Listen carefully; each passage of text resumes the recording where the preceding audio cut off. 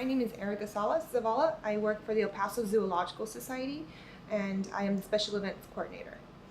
Well, where I am now as the El Paso Zoological Society Special Events Coordinator, it started back at the El Paso Times. I was the strategic marketing manager and began doing I was charged with doing little events, hey, why don't you take care of Street Fest? Why don't you take care of putting up a tent at Chalk the Block? And it was little things like that. Back when Chalk the Block was a little tent. Now, there's no way it's a little tent. But so it just, my marketing degree took me into a path of events and PR in that kind of way. And then, like I said, I worked for nonprofits. So I went to, Muscular Dystrophy Association. I started going to the American Cancer Society, and very good causes, and on a national level. And they have national programs. And so I found that I wanted to exercise a little bit of creativity, and I found that outlet at the El Paso Zoological Society, thanks to my board and my director, where I could go to them and say, I think it's time that we hold a Pride event here at the zoo and start being part of Pride Week, which had never been done before, and we're one of the first in the nation to actually collaborate with our Pride in El Paso and be part of Pride Week. And it was huge. I had 7 zoos calling me saying, how did this even start? Where do we start with this? And so, we went from small time little pop-up tents to let's follow national programs. And then I said, let's just cater to our audience here, because some of those national programs that those national nonprofits do throughout the country don't fit the El Paso market. And so you have to know your audience. And so I know my audience and I know what's in right now. And so to be trendy and in and make El Paso trendy and in, I am creating events that grabs and captures El Pasoans. And it's Star Wars, it's Harry Potter, it's Game of Thrones, it's Pride, it's just a growing. I want to reach families. I'm tired of people asking, have you been to the Zoo Gala? And some of them go, no, I haven't, because it's $300 a ticket. Not all of us have $300 to spend on dinner per person. It's still a great cause and a great party, but I wanted to start asking families, well, who came to our Star Wars event? And then my hand goes up, and then, well, I didn't really come to the Star Wars event, I came to the Harry Potter event. And so my marketing went from pop-up tent at the El Paso Times, participating in larger events like Street Fest and Chalk the Block, to following national programs, to creating my own following of sorts, and my own ideas of what we need here in El Paso.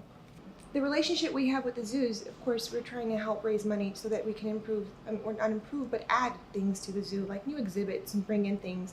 Like if you visited lately, we have the splash pad, the tree house, the event tent, the giraffe feeding hut, and we can go on and on. We have the new carousel, the Hunt Family Endangered Species carousel, and we're working on other exhibits, like we're working on South American penguins, flamingos, and giant anteaters. So future capital campaign projects that are coming ahead that we're working to fundraise for. With that said, the El Paso Zoo needs a little bit of help, and that's what we do. We're kind of the support system for them, aside from, of course, taxpayer money. How that contributes to El Paso is, it's the city's most visited attraction, with over 350,000 people visiting it a year.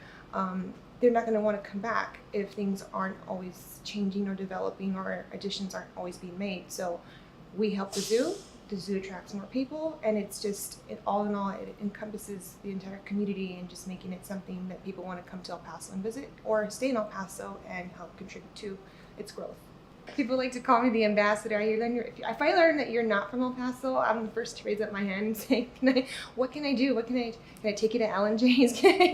I've had opportunities to leave, and I do. I visit other cities, and I love traveling and whatnot, and maybe spend a couple of months out.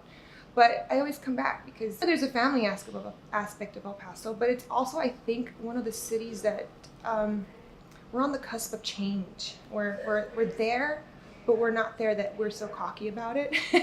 I like that we can be the next Austin, but El Paso just has that family home touch feel that will never get the attitude of Austin. We'll just have the fun of Austin. So the way you can help the Zoological Society raise money is by attending our events. They're special events. They are charged, they are ticketed, because they're considered fundraisers. We do have our website. It's the elpasozoologicalsociety.org. You can follow us on Facebook. We list all our events and fundraisers. and buy an annual membership.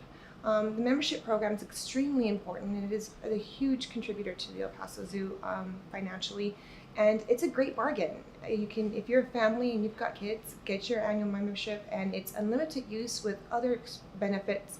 One visit to the zoo, for kids to adults, looking at maybe $55, $60. Buy a $95 annual membership and you get in unlimited number of times, including to the zoo events like Boo at the Zoo, Santa at the Zoo, Extravaganza, Reptilia. And you're helping contribute to one of the city's most visited attractions, something that's like kids love and even adults now. The last time some adults have visited the zoo was 16 years ago. If you go now, and which is the point of my fundraisers, it's like I tapped into. If you haven't been to the zoo in the past few years, I'd like to invite you to come and do our Harry Potter themed event, see that we have an amphitheater, watch Fantastic Beasts, and say, wow, we gotta come back and see more and see what's happening.